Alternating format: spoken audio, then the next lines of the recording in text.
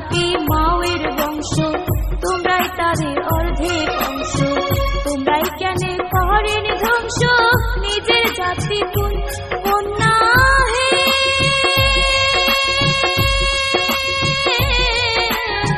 নিজের জাতি নারী জাতি মায়ের বংশ, তোমরাই তাদের অর্ধেক অংশ।